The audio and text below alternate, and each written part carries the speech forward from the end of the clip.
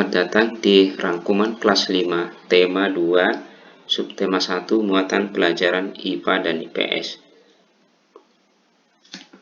Kita akan membahas tentang pernapasan pada hewan.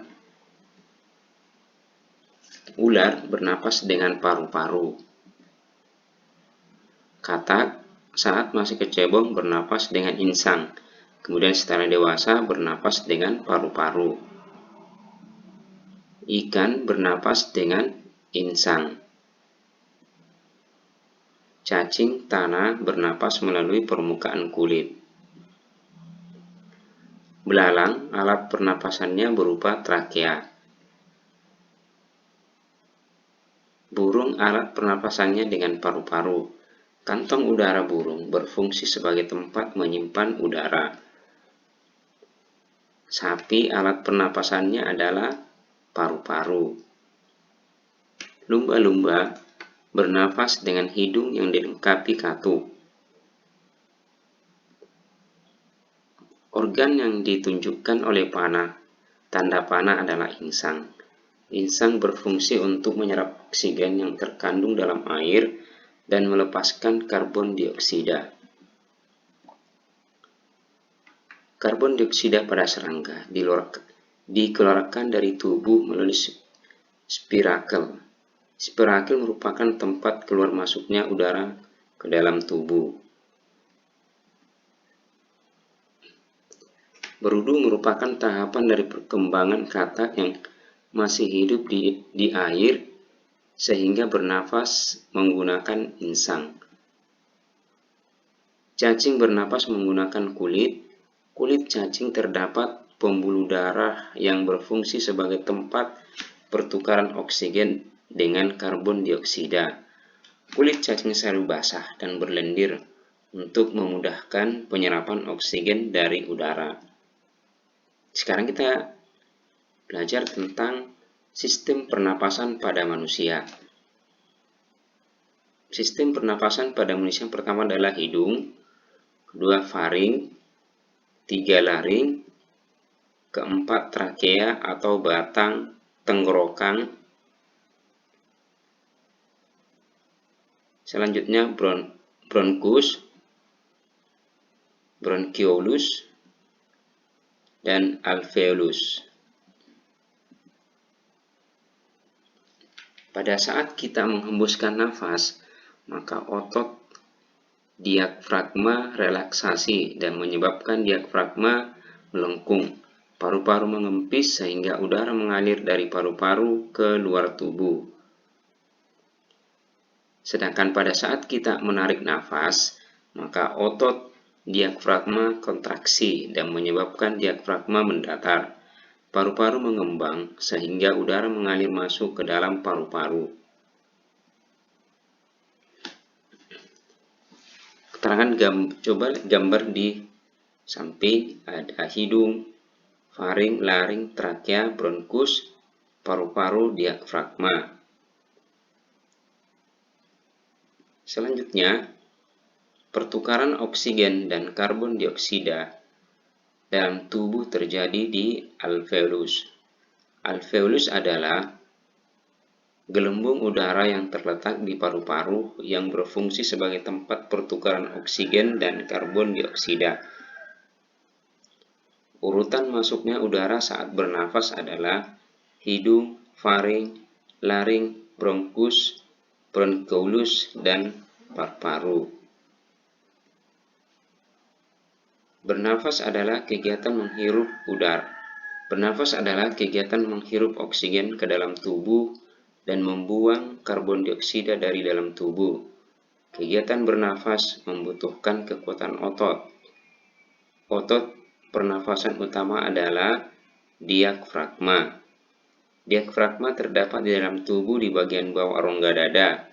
Diafragma berbentuk seperti kubah.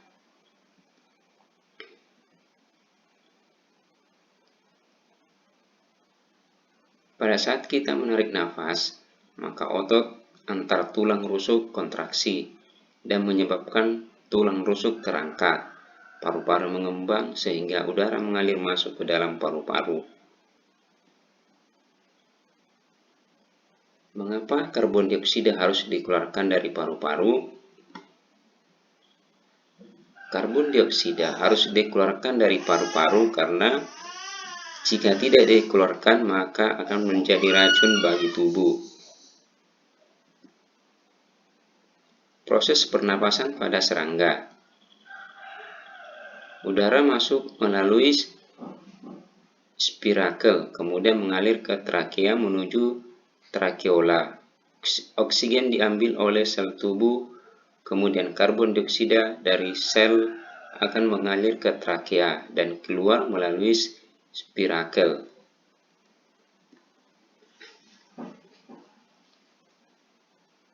Urutan proses pernapasan pada ikan.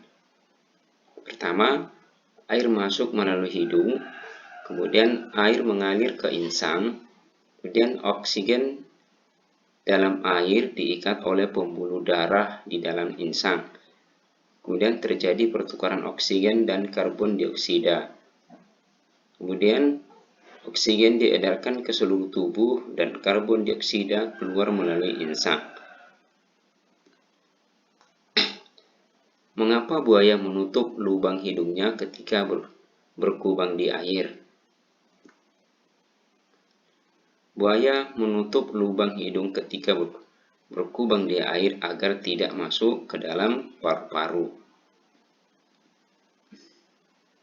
Sekarang lanjut ke jenis-jenis usaha ekonomi masyarakat. Apa sih itu kegiatan ekonomi? Kegiatan ekonomi adalah semua kegiatan yang dilakukan manusia untuk memenuhi kebutuhan hidupnya. Indonesia dikenal sebagai negara agraris karena sebagian besar penduduknya bermata pencaharian sebagai petani. Hasil pertanian dan perkebunan adalah padi, jagung, ubi, kedelai, sagu, umbi-umbian, sayuran, dan buah-buahan. Usaha peningkatan hasil agraris. Pertama, intensifikasi pertanian adalah pengolahan lahan pertanian yang ada dengan sebaik-baiknya untuk meningkatkan hasil pertanian dengan menggunakan berbagai sarana. Contoh, pengolahan tanah yang baik dan pemilihan bibit unggul.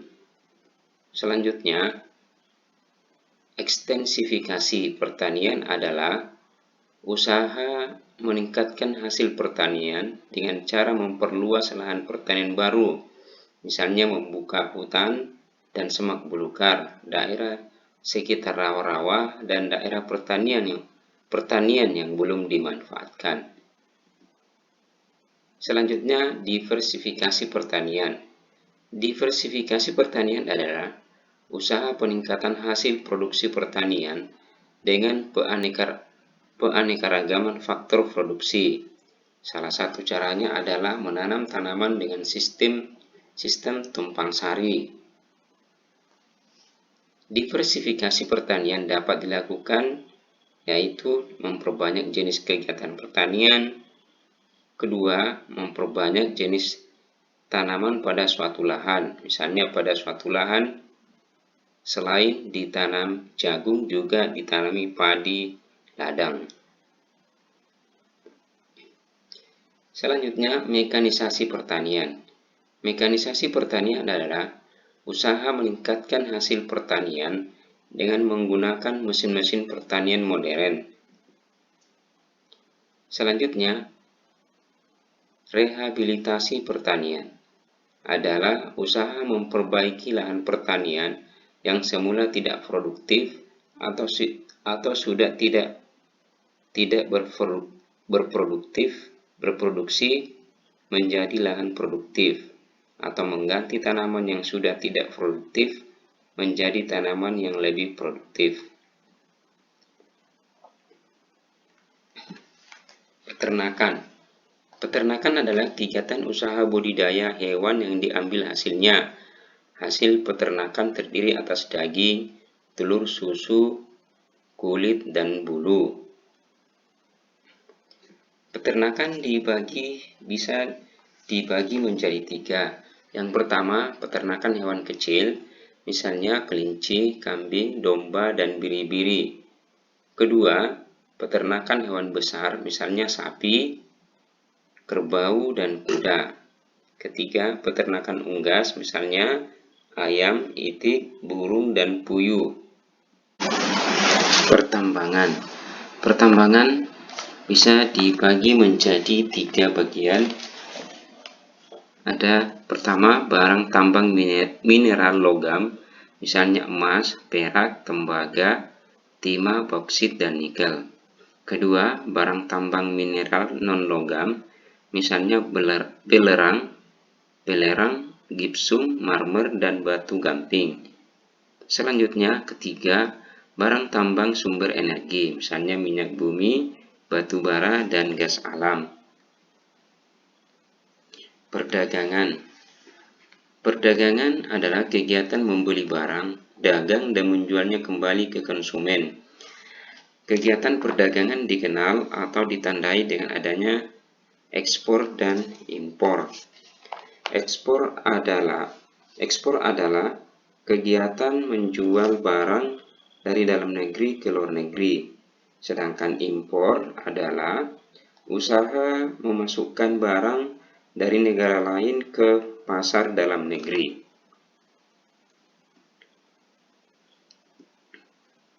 Selanjutnya, pertanian lahan basah adalah kegiatan pertanian yang menggunakan atau memanfaatkan lahan basah sebagai tempat menanam tanaman.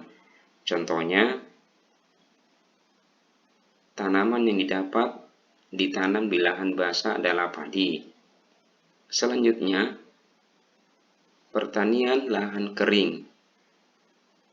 Pertanian lahan kering adalah kegiatan pertanian yang menggunakan atau memanfaatkan lahan kering sebagai tempat menanam tanaman.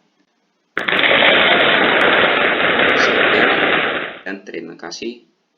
Assalamualaikum warahmatullahi wabarakatuh.